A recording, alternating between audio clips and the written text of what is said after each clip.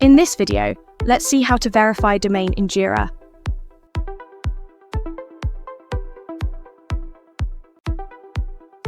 Go to Jira and sign into your account. After logging in, click on the Settings icon located in the navigation bar. Select Billing from the drop-down menu. In the Admin panel, click on Admin. Click on Verify Domain in the Overview section. Enter your domain name in the form field. Click the Next button in the form to proceed after entering the domain name.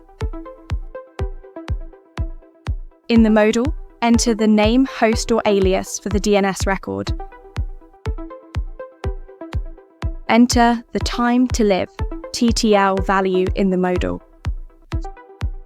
Choose a verification method, either .DNS TXT record or HTML file upload.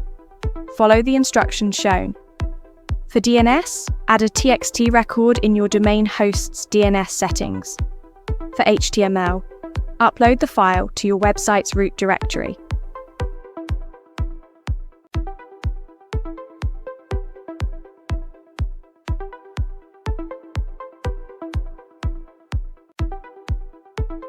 Click the Verify Domain button in the modal. After verification, you can manage users from that domain and enable SSO,